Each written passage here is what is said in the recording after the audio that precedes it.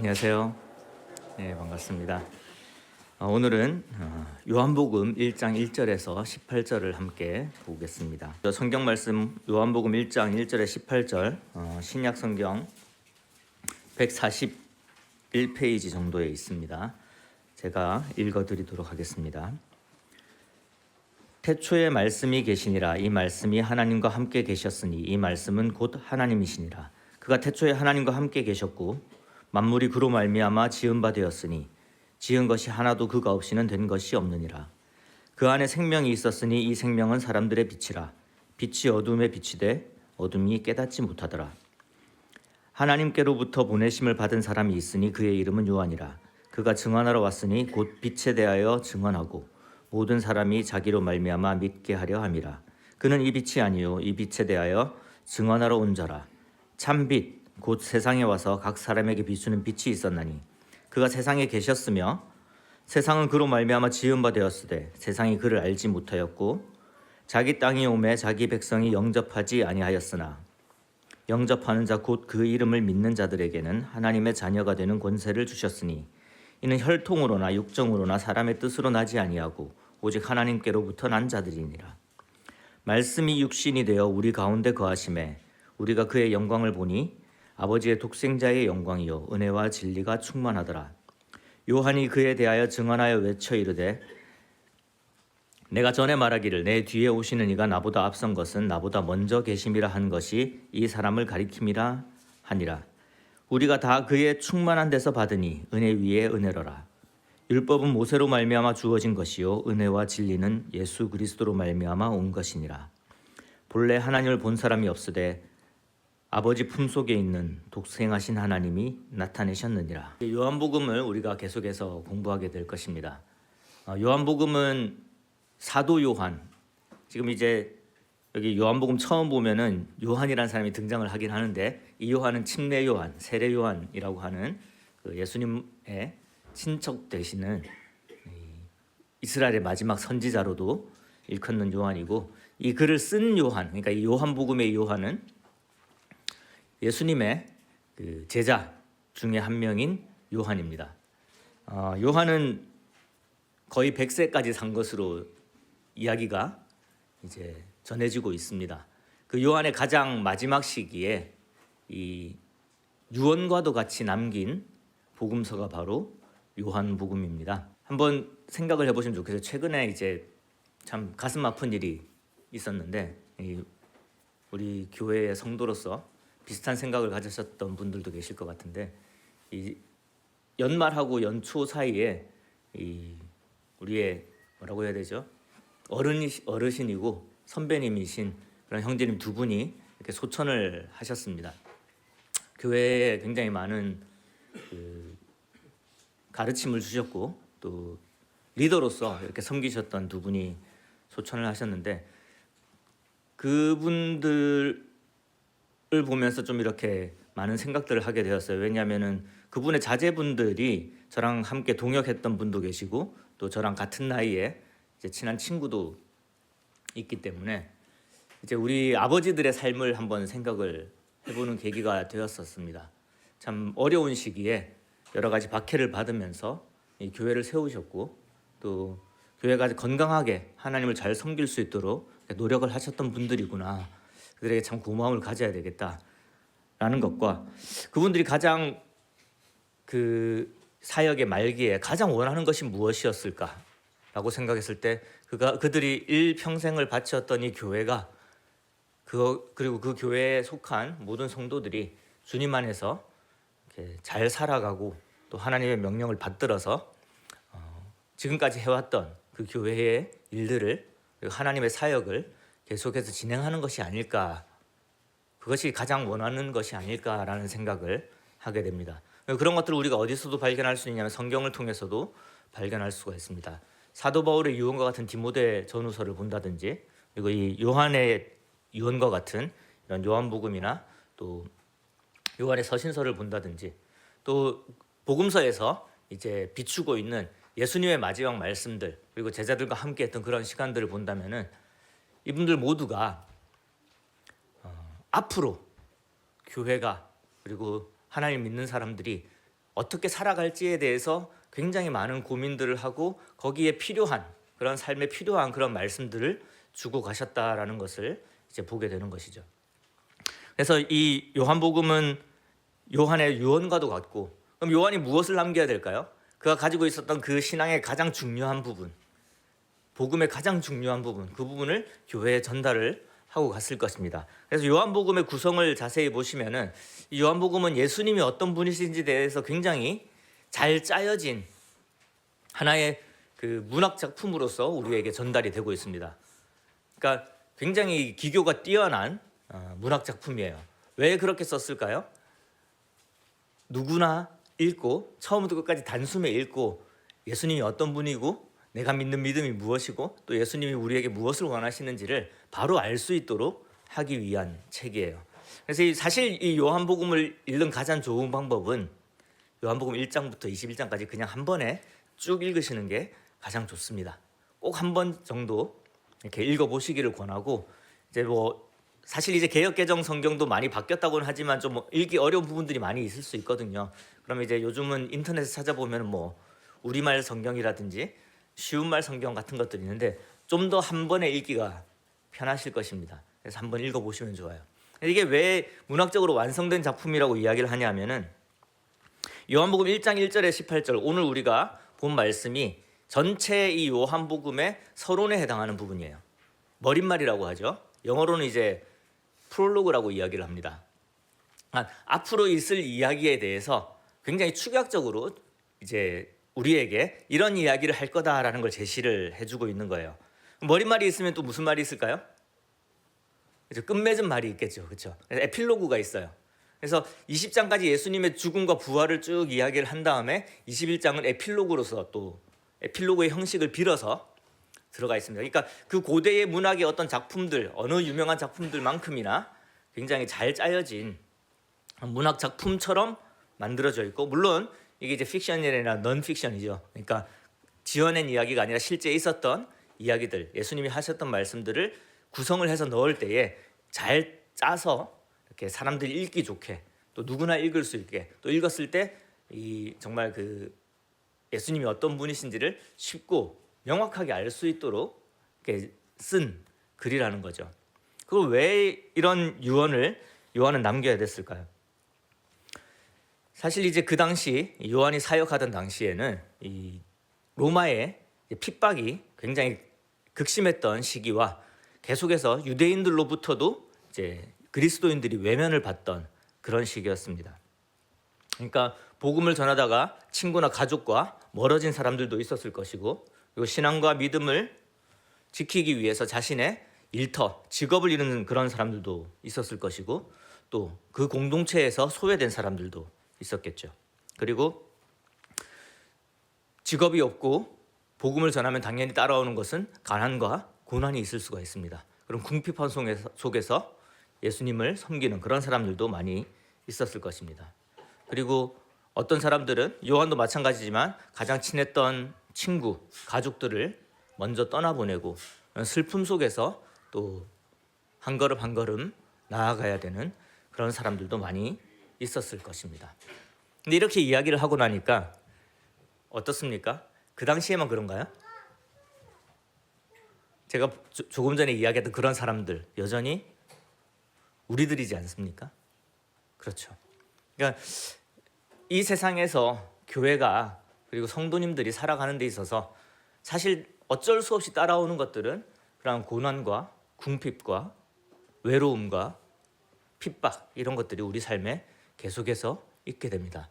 그런 교회들이 이제 예수님도 하늘로 가시고 많은 제자들, 그들이 이제 사도라고 불렀던 사도들도 한 사람을 순교하기도 하고 죽기도 하고, 이제 마지막 남은 사도로서 이 교회가 어떻게 힘을 내서 지금까지 해왔던 그런 복음을 전하는 일과 하나님을 전하는 일을 계속할 수 있을까?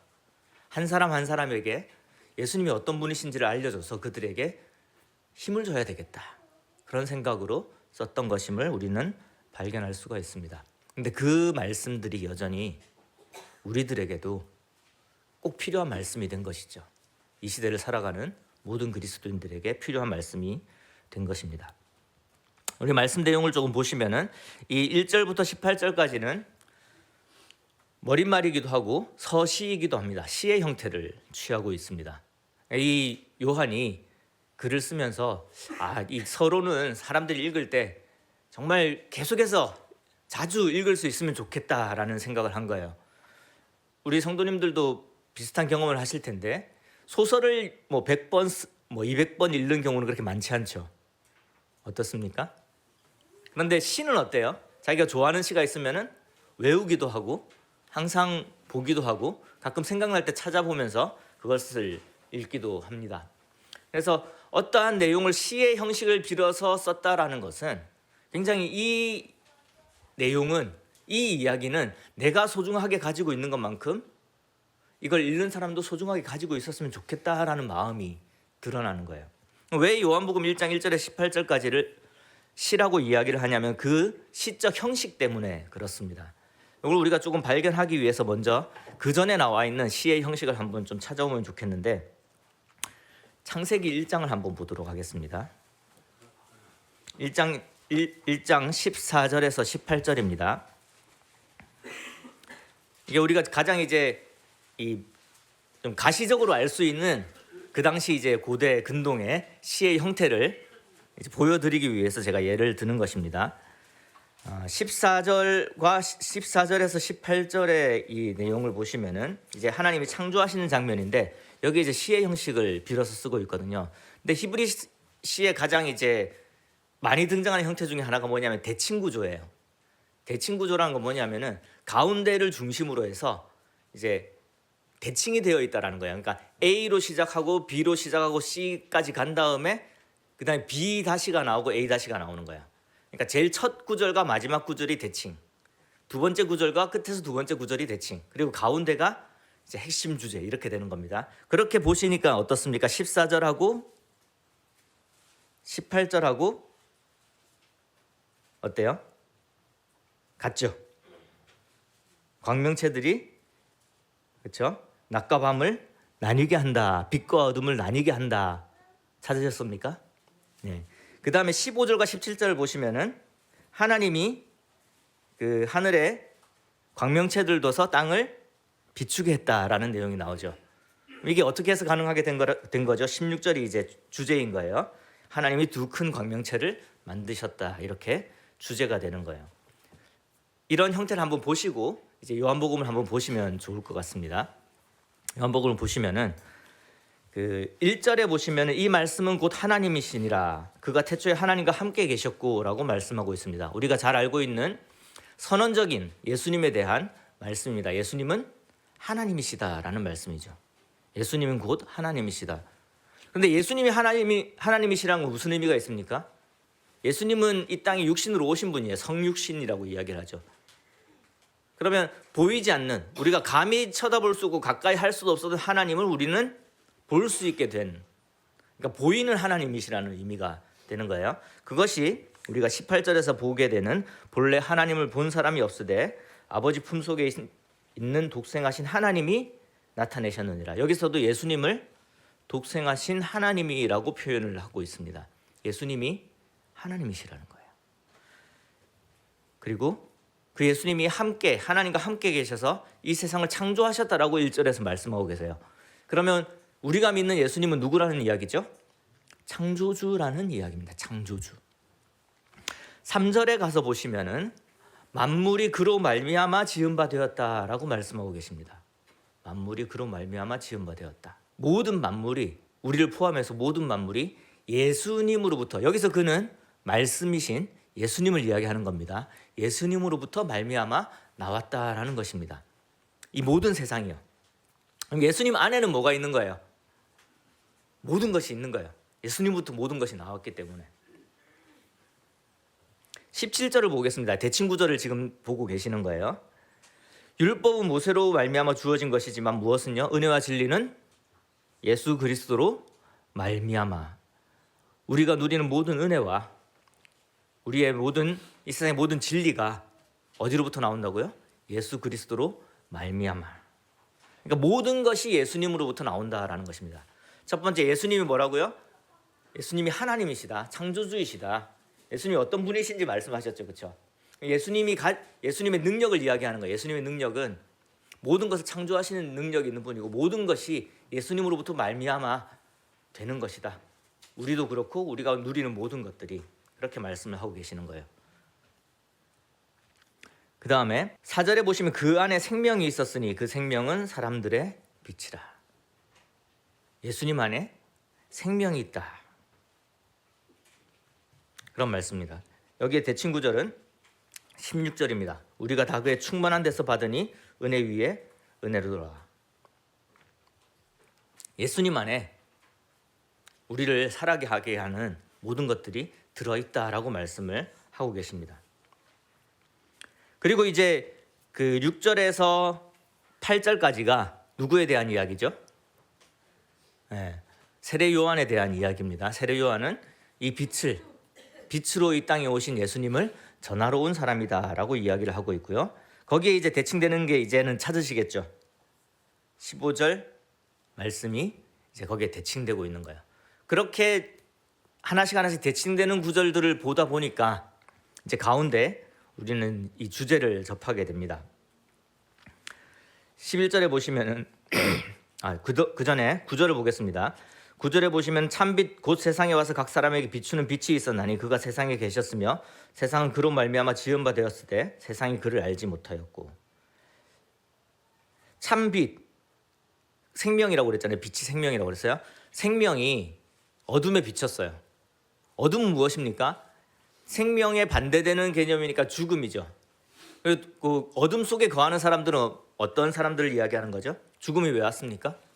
사람에게 죄 때문에 온 거거든요. 죄를 이야기하기도 합니다. 죄 지은 사람들에게 이제 죄에서 벗어나라, 사망의 생명으로 나와라라고 예수님께서 친히 이 땅에 그 생명을 가득 들고 이 땅에 오신 거예요. 그런데 사람들은 어떻게 했죠? 그것을 알지 못했고 또 영접하지 않았습니다. 5절에 보시면 깨닫지 못하더라라고 되어 있는데 예수님이 하나님이신지 그 예수님이 모든 생명의 근원이신지를 깨닫지 못한 거예요. 그런데 그뿐만이 아니라 그 어둠이 예수님이 누구라고요? 제일 처음 1절에서 이야기했던 예수님은 누구시죠? 창조주시잖아요. 창조주가 어디에 온 거예요? 그 지은 피조물 가운데 온 거예요. 지은 세상에 온 거예요. 그것을 이 요한은 어떻게 표현을 했냐면은 자기 백성에게 왔다라고 표현을 합니다. 자기 백성에게. 이게 무슨 말이냐면은 내가 지은 피조물에게 이제 주인으로서 내가 주인이다라고 선언하면서 내가 너희들을 만들었고 내가 너희의 주인이니까 나를 받아들여라라고 예수님께서 오신 거예요. 그리고 그들에게 가장 필요한 생명을 가지고 오셨어요. 그리고 빛을 비춰서 우리가 죄인임을 깨닫게 하신 거예요. 그런데 그들의 반응이 어땠다는 거죠? 11절에 보시면 자기 땅에 오매. 그러니까 창조자가 피조물이 있는 그리고 주인 대신 주인이 그들의 종에게 왕 대신 왕이 그들의 백성에게 왔다라는 말씀을 하고 계시는 거예요. 그런데 사람들이 영접하지 않았습니다. 그러면 이 시의 가장 핵심 주제는 12절 13절에 있습니다. 영접하는 자, 곧 그 이름을 믿는 자들에게는 하나님의 자녀가 되는 권세를 주셨으니 이는 혈통으로나 육정으로나 사람의 뜻으로 나지 아니하고 오직 하나님께로부터 난 자들이니라. 굉장히 놀라운 말씀이죠. 그리고 사실 이 두 절이 요한복음 전체의 주제에 해당하는 것이고 사실 우리의 믿음을 구성하는 핵심 진리에 해당하는 것입니다. 영접하는 자. 11절의 내용에서 미뤄봤을 때 여기서 이 영접은 무엇을 이야기합니까? 창조주가 피조물에게 왔어요. 주인이 종에게 왔습니다. 왕이 백성에게 왔습니다. 근데 백성이 뭐 했다고요? 영접하지 않았다는 건 무슨 말이에요? 그 분으로 인정하지 않았다는 거예요. 백성이 왕으로 인정하지 않았다는 거죠. 종이 주인으로 인정하지 않았다는 거예요. 피조물이 나를 만드신 분으로 인정하지 않았다는 거죠. 그런데 어떻게 하면은요? 그것을 인정하면이에요. 받아들이면이죠. 네, 예수님은 나의 주인이십니다. 네, 예수님, 제가 예수님의 종입니다. 네, 예수님, 나의 왕이십니다. 나는 당신의 백성입니다. 네, 예수님이 나를 만드신 분이시죠. 나를 만드신 분이시니까 나는 예수님의 것입니다. 나를 만드신 목적대로 마음껏 사용하십시오 라는 고백을 하는 사람이 어떤 사람입니까? 영접하는 자입니다. 그 이름을 믿는다라는 것은 그의 본성과 그의 능력을 믿는다는 의미입니다. 성경에서 여호와의 이름이라는 구절을 찾아보시면, 또 하나님의 이름이라는 구절을 찾아보시면, 그 하나님의 본체, 하나님의 이름을 위하여 라고 했었을 때 하나님을 위하여, 그 본체, 하나님의 이름으로, 하나님의 능력으로 이렇게 번역이 되는 것을, 이해가 되는 것을 발견하실 수가 있을 것입니다. 그럼 그 이름이라는 것은 말 그대로 구약 성경에 그렇게 수십 번 쓰였던, 여러 번 사용되었던 하나님의 이름과 동일한 말이에요. 왜냐하면 창조주거든요. 창조주, 지금 앞에 쭉 설명했던 그 논리가 무엇이냐면 예수님이 창조주라는 거예요. 여호와 하나님이시라는 거예요. 같은 분이라는 거죠. 여호와 하나님의 이름을 믿는다라는 거죠. 근데 그 여호와 하나님의 이름을 믿는다는 것을, 그 이름을 믿는다라고 했었을 때는 예수님을 하나님으로 믿는다는 것을 의미하는 거예요. 예수님이 하나님의 본체시고 하나님의 능력을 우리에게 보여주시는 분이다라는 것을 믿는 것이죠. 그럼 믿는 사람들에게는 그 다음이 굉장히 놀랍죠. 하나님의 자녀가 되는 권리를 주겠다라는 거예요. 근데 그것이 그냥 너 하나님의 자녀라고 해줄게 이 정도의 느낌이 아니었어요. 그 뒤에 구절을 보시면은 오직 하나님께로부터 난 자들이다라고 이야기를 하죠. 여기 난다라는 게 뭐냐요? 낳았다라는 거예요. 예수님과 동일하게, 물론 예수님은 독생자 예수이시지만, 그러니까 하나님의 자녀라는 말과 하나님의 독생자라는 말은 우리가 성경을 읽을 때 조금 구분할 필요가 있기는 합니다. 그런데 그만큼이나 하나님의 자녀들을 직접 낳았다라고 할 만큼이나 정말로 진심으로 우리를 자녀로 생각하고 계신다는 거예요. 진심으로 내가 너희를 낳았다라고 이야기를 하는 것은 우리 진짜 네가 내 아들이야, 내 딸이야 라고 생각을 하고 계신다는 거예요. 그게 누구한테 주어진다는 거예요. 하나님의 자녀가 되는 권세가, 하나님의 난 자들이 되는 그 권세가 누구한테 주어지냐면은 예수님은 나의 왕이십니다. 나의 주인이십니다. 나를 만드신 분입니다 라는 것을 영접한 자들에게 주어진다라는 것입니다. 14절에 보시면 말씀이 육신이 되어 우리 가운데 거하시며 우리가 그의 영광을 보니 아버지의 독생자의 영광이요 은혜와 진리가 충만하더라. 빛으로 가득한 그 주님께서 이 땅에 오셨는데 사람들이 영접하지 않았거든요. 근데 은혜와 진리가 충만한 예수 그리스도를 우리가 보니 하나님의 독생자의 영광이다. 이게 9절, 10절, 11절의 말씀과 14절의 말씀이 대칭이 되기는 해요. 이 대꾸를 이루고 있어서 대칭이 되기는 합니다. 그런데 굉장히 중요한 차이점이 있죠. 뭐냐면은 사실 지금 우리가 대칭 구조라고 읽었지만 다시 읽어보시면 12절, 13절 이후의 내용들은 위에 있는 내용들을 대칭적으로 하나씩 다시 짚어가는데, 어떻게 짚어가냐 하면은 그 전의 내용은 어둠 속에 있는 세상에 대한 입장이에요. 그래서 선언적이죠. 너희를 지은 사람이, 어둠아 들어라, 너희를 지은 사람이 이 땅에 너희들을 구원하기 위해서, 너에게 생명을 주기 위해서 오셨다라는 거예요. 근데 12, 13절 이후는 뭐냐면요, 믿는 자들이 다시 예수님을 바라보니까 그 예수님 안에 가득한 그 생명이 보이고 은혜가 보이고 진리가 보이고 그 충만함이 보이는데 우리 눈에 보이기 시작한다는 거예요. 우리는 받아들인 거죠. 영접한 자들에게 예수님에게 가득한 그 빛, 그 생명이 보이고, 그것이 보이니까 그걸 통해서 무엇을 우리가 발견하게 되냐면 하나님의 영광을 발견하게 된다는 것입니다. 그래서 그 다음부터 쭉 보시면은 이 믿는 사람들에게 예수님이 가지고 있는 것, 그러니까 예수님이 하나님 창조주이시고 예수님 안에 많은 것이 있고 예수님으로부터 말미암아 모든 것이 나왔다라는 그 사실이 믿는 사람들에게 어떻게 다가오게 되냐면은 하나님이 나를 만드셨는데 그 하나님께서 가지고 계신 그 모든 것이 우리가 누릴 수 있는 게 되는 거예요. 그냥 그것이 은혜가 되는 거고 충만함이 되는 거죠. 그런데 누구 걸 누리냐는 거예요. 지금 이 요한복음을 쭉 읽어가시면은요, 이 예수님이 제자들에게 너희가 내 안에 있다라고 이야기를 하시고 또 내가 너희 안에 있다라고 이야기를 하세요. 창조주 하나님이 우리를 품고 계시고요, 창조주 하나님이 우리 안에 있다라는 거예요. 그러면 창조주 하나님의 능력, 창조주 하나님의 충만함, 창조주 하나님이 가지고 계시는 그 모든 것이 우리가 누릴 수 있는 게 되는 거죠. 그래서 은혜와 진리가 충만한 예수님을 우리가 보게 되는 겁니다. 그리고 율법이라는 것은 모세를 통해서 사람들에게 왔지만 이 모든 은혜와 진리는 예수 그리스도로 말미암았음을 보게 되는 거죠.